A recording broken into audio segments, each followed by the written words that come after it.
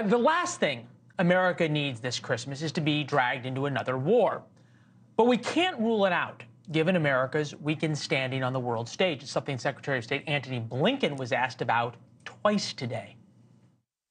None of the challenges we're dealing with are like flipping a light switch, and you suddenly get total success. Countries throughout the region, as well as countries around the world, want to work with us and are looking for American leadership. President Biden appears to be so scared of starting a war that he will not take concrete steps to prevent one. Bloomberg reports the administration is considering strikes on the Iranian-backed Houthi rebels in an effort to prevent attacks by them and other Iranian-backed militias. Emphasis on considering. The administration tried deterring these groups by sending 2 carrier strike groups to the Middle East. That didn't work. The Iranian militias launched more than 100 attacks on U.S. forces in the region. In a new op-ed, former Navy Captain Jerry Hendricks lays out a scary fact. The U.S. Navy isn't intimidating our adversaries like it used to. And that has less to do with the men and women in uniform and a lot more to do with the people who are calling the shots at the top. Remember, President Biden had a very clear message when he first took office.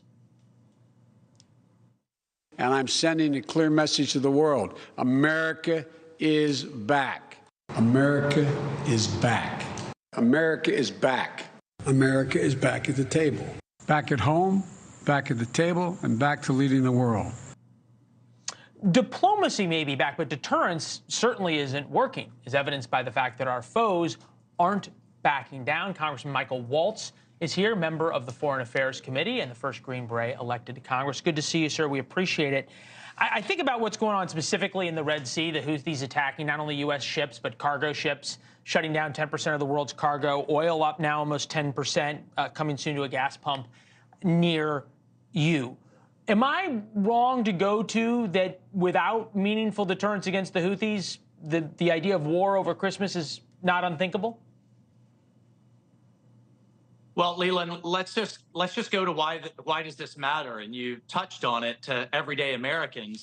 15 to 20% of global shipping passes through the Red Sea, near where the Houthis are shooting in the Bab el-Mandeb Strait and through the Suez Canal. And when that shipping is threatened, when deterrence fails, when our adversaries do not believe that we will hit back and therefore they can get away with it, the price of everything goes up.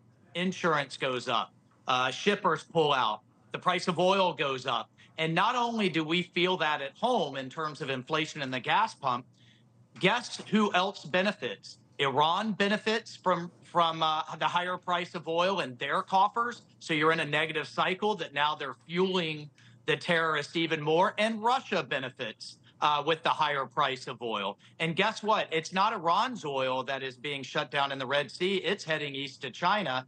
It's the Gulf states. So it's a double or even triple win for Iran. And at the end of the day, as you pointed out, when the bully on the schoolyard doesn't believe you're going to punch him in the nose, when the bully in the schoolyard thinks, well, the kids are just going to keep offering more and more lunch money in the hopes that they'll back down, how do they read that? How do they read when Antony Blinken and the president say, look, our top goal is to not escalate? They see that as opportunity, that they can get away with it, that they get those wins.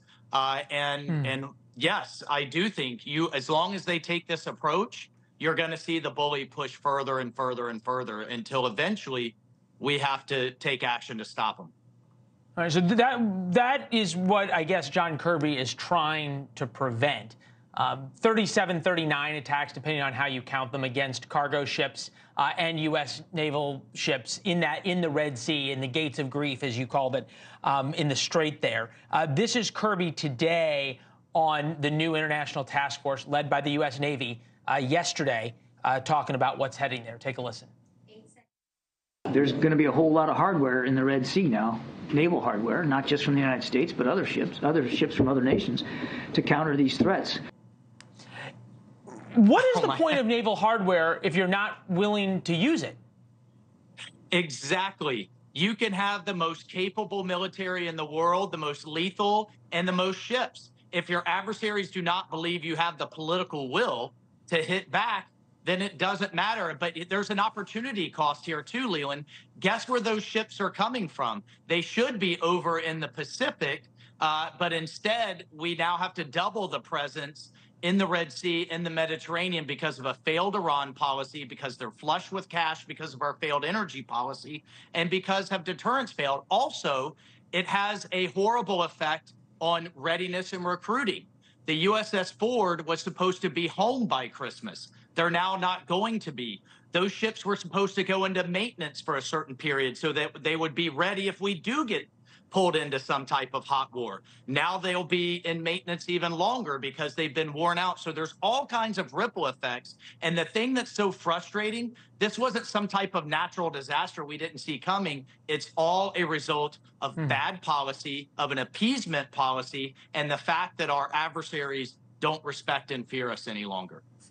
Well, President Xi reportedly told President Biden that they were going to reunify Taiwan one way or the other. So to your point, the world is watching. Congressman, if we don't talk before, to his face on American soil. It's just unbelievable. Thanks for watching. Go to joinnn.com to find NewsNation on your television provider.